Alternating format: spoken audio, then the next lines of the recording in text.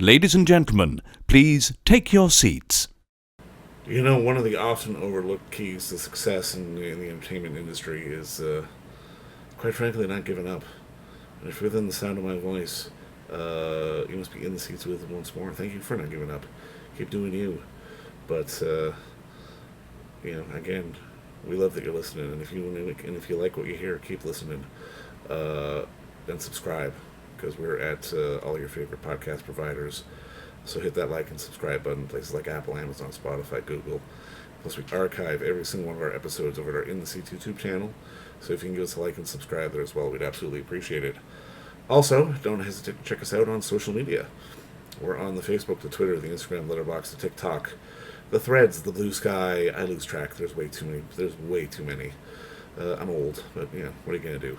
But we're in the seats for all sorts of fun updates. So please check us out and follow us there. And also, don't hesitate. First and foremost, please come by the site. Come visit us at intheseats.ca for all the latest and greatest in the world of film, television, basically the moving image at large. Because guess what? If we love to watch it and write about it and talk about it, we love it all that much more when you come by and read about it and listen about it. So please do us that ultimate kindness. Come on by and pay us a visit. We'd really appreciate it. On this episode, we got a big one. It's about a new movie hitting theaters. Well, tomorrow, TIFF Bell Lightbox here in Toronto. It's a really lovely, lovely animated film in the spirit of Studio Ghibli and so many others. It's called the Glassworker, excuse me, from co-writer director Usman Riaz, and it's the story of the life of a young glassblower in training and his relationships over the years as his land goes through war and strife. And I'm going to let you in a little secret. This guy's my new hero because not only is it a gorgeous piece of hand-drawn animation, which again we don't see from that many studios anymore. Like there's, we know Ghibli, we know the guys in Ireland. There's just not a lot of it, but this is the first effort in animation from Pakistan, and this guy basically built his own animation studio so he could live his dream and get this done. And like I said, he is my new hero, writer director Usman Riaz, and we had this unique pleasure of sitting down and talking with him about his story and sort of the origins of wanting to tell this tale and the work he had to do to get it off the ground. I mean, these things do not happen overnight, and as you'll hear, it definitely wasn't overnight. It took a long, long time to get this done, and it's an absolute achievement. So, I mean, kudos to him, and just a reminder to all the creatives out there in the world that these things don't happen overnight. It takes determination, gumption, and just stubbornness to not give up. Sometimes that's enough. Sometimes that's what you need. It's a big factor, believe me. But if you're in Toronto or elsewhere, check your listings. The Glassworker is open this Friday. It's a fantastic piece of work if you love some animated cinema. But first, enjoy our talk with Usman, who, like I said, is my new hero, because I think you'll enjoy it. So much for the time. I mean, just congratulations on the movie, man. It's absolutely beautiful. Just seriously, it's a great piece of work. Thank you very, very much. And thank you for your time. Just happy to be here and talking about the film. I'm very grateful. No, I mean, I guess my first question is like, walk me through the origins of it all, because I mean, this feels very sort of cult. Like, there's a historic element. There's love story. It's very sort of big and sweeping. I mean, kind of the stuff that I haven't seen since sort of the Ghibli stuff that sort of dealt with war, and this felt very reminiscent of that. Thank you so much. So I wanted to try and capture the feeling, like just like you said, that the Ghibli films gave me. I said even if I could capture 0.001% of that feeling, that incredible feeling that the films give you, then I feel like I would have done my job correctly. I grew up obsessing over film and animation and specifically drawing. I've been drawing since I could hold a pencil, and animation always fascinated me because it was when you bring your drawings to life in the craft of animation and specifically 2D animation. So I grew up drawing all sorts of comic book characters and animation characters. I grew up watching the Walt Disney movies, specifically the ones that he directed, the Pinocchio, Bambi, Snow White. There's just something so magical and timeless about those films that even in that at that age, I was able to latch on to that. And then, of course, I also grew up during the Second Renaissance, where Lion King and Aladdin and all those movies were coming out. But I think it was about 6 or 7 years old when, now in Pakistan, uh, we would go rent VHS tapes, and most of those VHS tapes would be pirated, like people would record over something else. So Right, I right, went to get, I think it was Merry Melodies, or just a compilation of the Looney Tunes cartoons. And when that ended, then halfway through that, Kiki's Delivery Service would start. And I don't know how Kiki's Delivery Service got on that. I didn't know what Kiki's Delivery Service was. Like, it skipped over all of the opening credits, so I didn't even right, know what right. it was. I just knew, like, what is that? This movie is amazing. I don't understand anything about it, but it's just so magical. And it reminded me of the older Disney cartoons with the hand painted backgrounds and everything. And that was my first introduction to Studio Ghibli. And as I got older, now when you're a child, you don't think about who directed a movie or Of who course, uh, yeah, yeah. made the movie. But as I got older, I started to understand, oh, there's this studio in Japan called Studio Ghibli with Hayao Miyazaki and Isao Takahata as the two main directors, and this amazing producer they have called Toshio Suzuki. And then I started researching and understanding. And Mononoke came out in 1999 in the West, I think. That was my second exposure to Ghibli as well. And I recognized the art style. I was like, oh, this looks like Kiki. What is this? And I was, again, very young, but understanding and starting to get exposed to that world. I grew up watching anime, but Ghibli didn't remind me of anime. It was something else. It was Right. this magical, fantastical world. And then, of course, Spirited Away came out, and that took the world by storm, and he won the Oscar for that as well. But I kept up to date with all of the films, discovered all the back catalog, and now while I was growing up, I never thought I would grow up to make an animated film or a movie in general. I just knew I loved the craft. And also, I grew up during the DVD era where they had these incredible uh behind the scenes featurettes Of where you course, would yeah. see how these were made. Like the first DVD my father got me was, I'm a huge Star Wars fan, so he got Star Wars Episode 1, and that had this unbelievable insight into every single aspect of how the movie was made. So that opened up my fascination with how movies were made as well as the movies themselves. And then, of course, Lord of the Rings came out with the extended editions with 18 hours worth Yeah. of behind the scenes featurettes. So my fascination really started there. But growing up in Pakistan, there was no film infrastructure as such. So animation just seemed like a distant dream and something impossible. So I thought I'd focus more on music, which is something else that I was doing, playing classical piano and percussive guitar. Again, my fascination with music was also film scores. And like the Ghibli scores, John Yeah, totally, Williams. totally. Like Star Wars isn't Star Wars without John Oh Williams. So no, yeah, my God.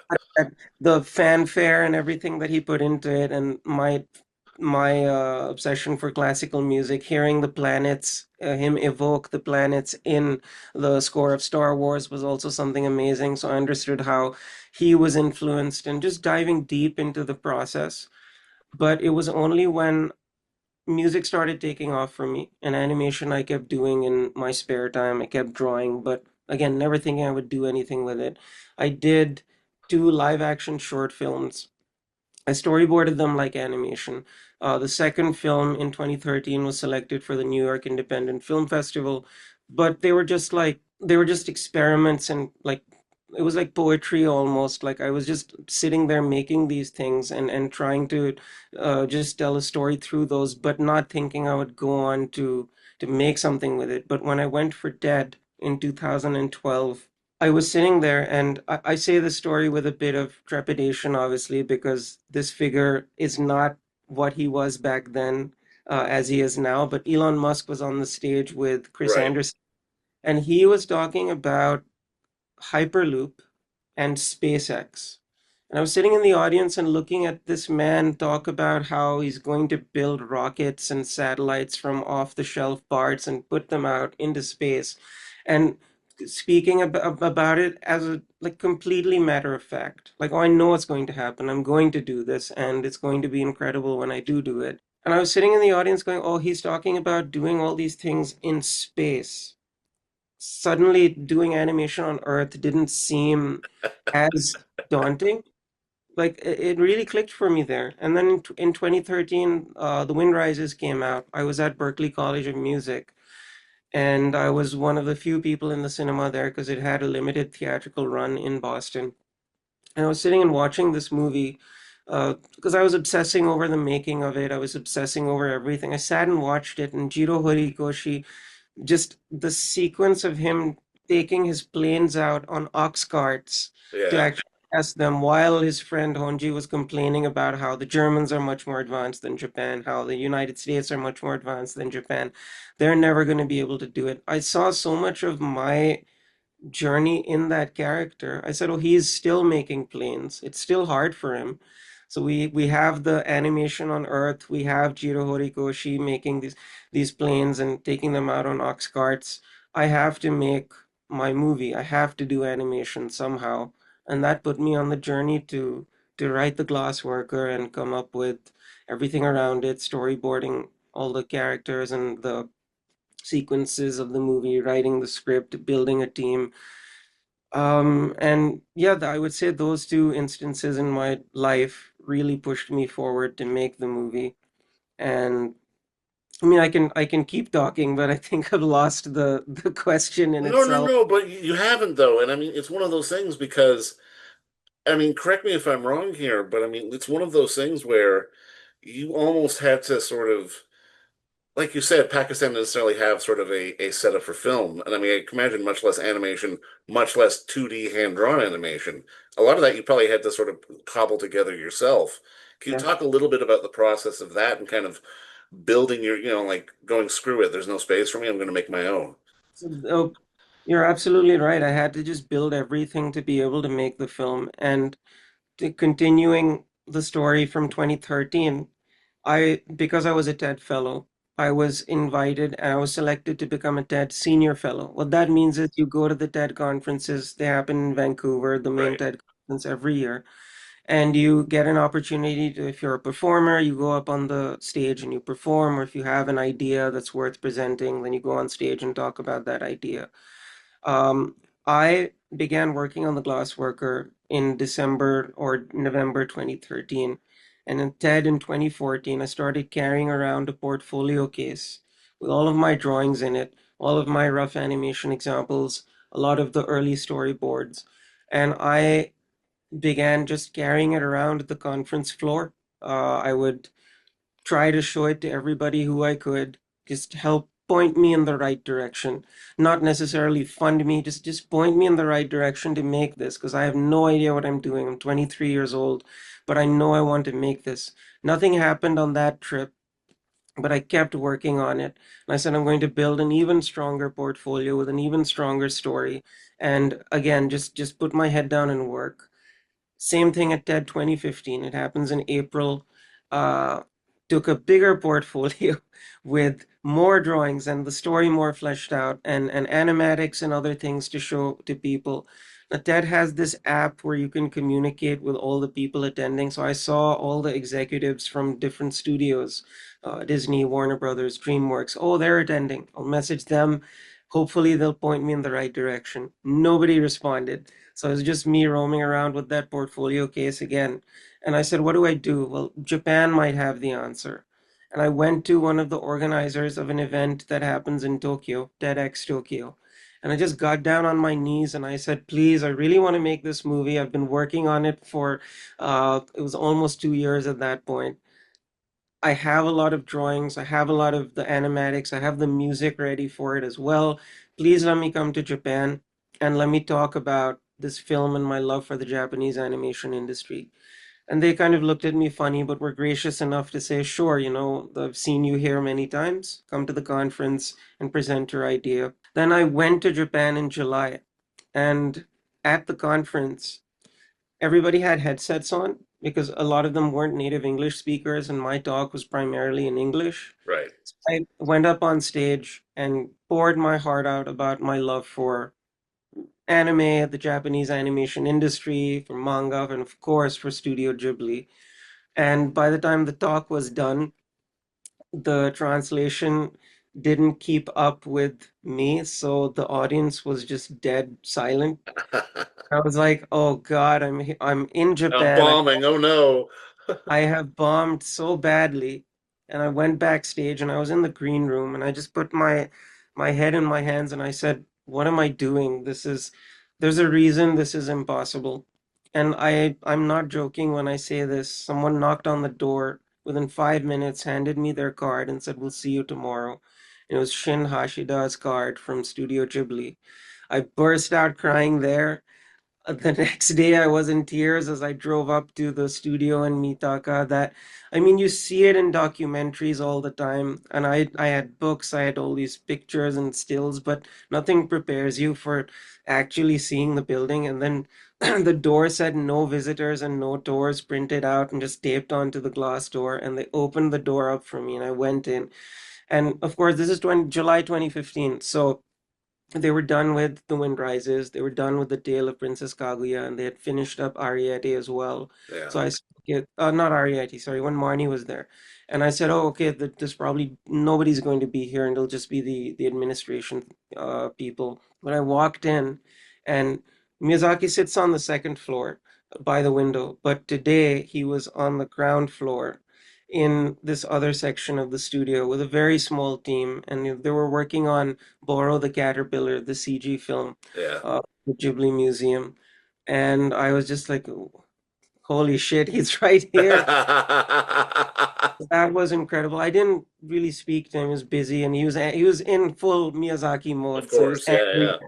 And they made me duck down under some of the desks so that he didn't see me as I was walking around. But Shin Hashida was very kind and showed me everything else. And um, we sat down in the Ghibli cafeteria after the tour. And again, I was just a mess. I was crying throughout. But he said he looked at my storyboards, he looked at all the work, I showed him the animatic, and he said, clearly, you understand the craft of animation, you're good at illustration and animation, you know what you're doing, but I wouldn't recommend making this movie in Japan because you're not from the industry here, so it'll take you many years to be in a position where you might be able to make this movie if you come Right. and join the Japanese industry right now. I can't make any promises. So if you really want to make this, start your own studio. And I took that advice to heart and I went back and said, okay, that I got the advice I needed from the one place I wanted to go to in Japan. I get emotional talking about it. I'm sorry, but um, I said this is it. This is the sign to move in this direction. And then I just pulled up my sleeves and said, let's get to work. Let's build out this studio and see how we can achieve this. Was there a technological or just a sort of price reduction point almost that allowed for this to happen? Because I mean, again, this has always been the purview of people with money, be it Hollywood, be it Japan. But we see what you've done, obviously what they've done in Ireland, Hmm. what other places are doing. It's not the purview of those with the money to do animation, much less hand-drawn animation anymore. And I'm kind of curious, like around that time, like 2014, 15, 16, was there a kind of technological shift that allowed it to be sort of much more affordable? I think the reason we were able to pull it off is we weren't doing, first of all, we didn't need a lot of computational power compared to a CG film. Right. So everything was drawing based. So it was much more achievable. Obviously, the people in Pakistan, like the TV studio heads and people who I pitched the film to, they didn't see that. They just thought this is a waste of time.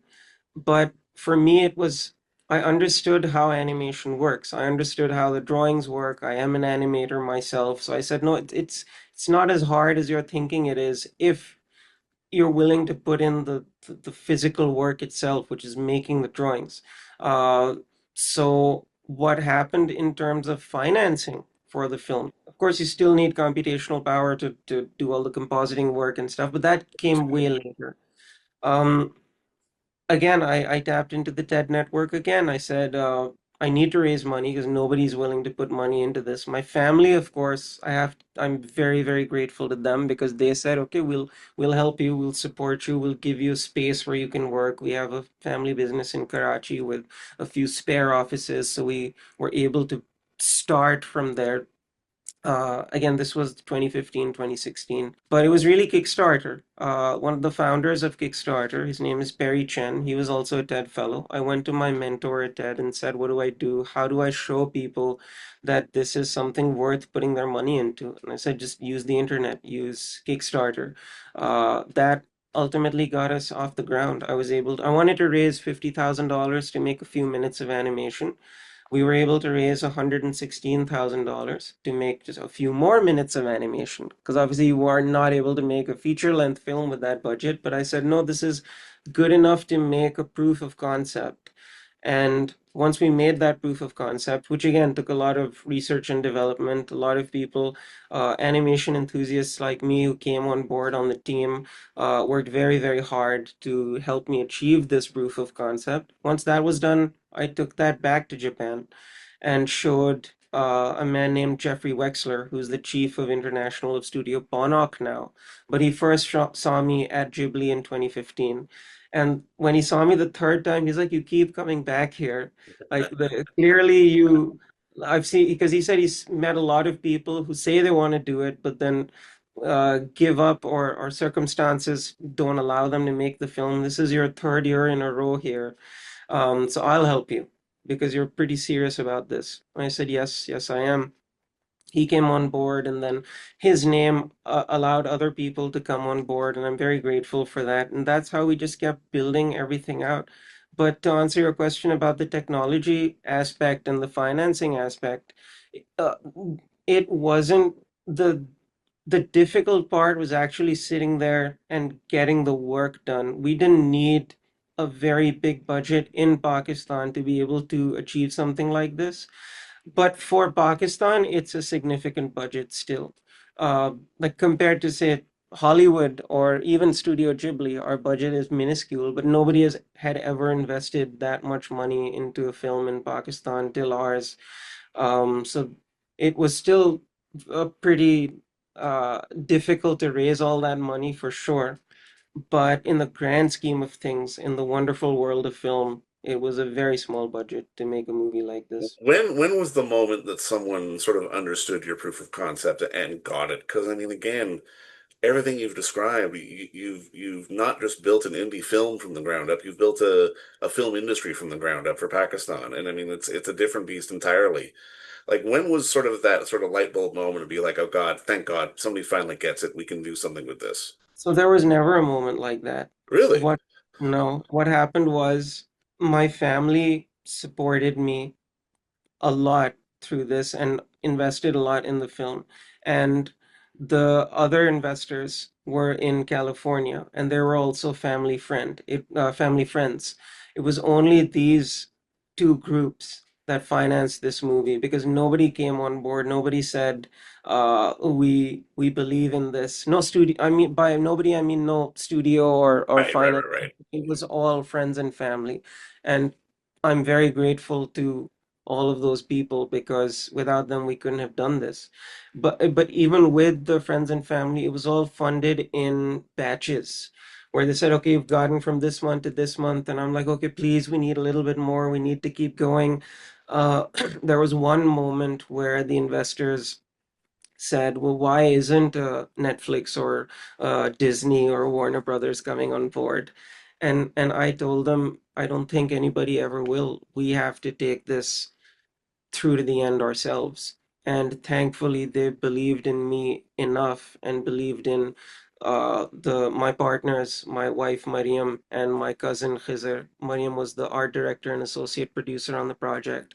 Khizr was the main producer on the project, and then Manuel Cristobal, who's a wonderful European animation producer, he also came on board because he really believed in the film.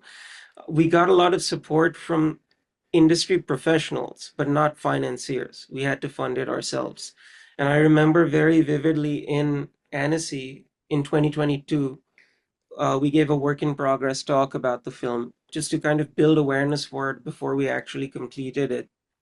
And I gave a 18-minute presentation, uh, like a like an overview of the whole project and what we were doing to the audience there, and they were so blown away, which I'm very grateful for.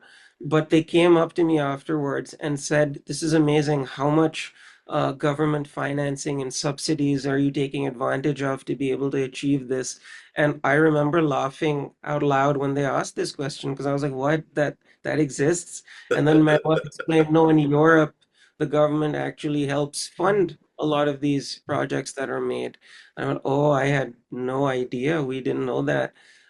So we actually cobbled together everything ourselves and put this forward, and it was through family and friends that we were able to raise the money to finish this film. Well, I mean, I love that, man. And I mean, honestly, I think your story is one that needs to be heard by everyone who out there just says, "Oh, I want to make a film. I want to get into the industry."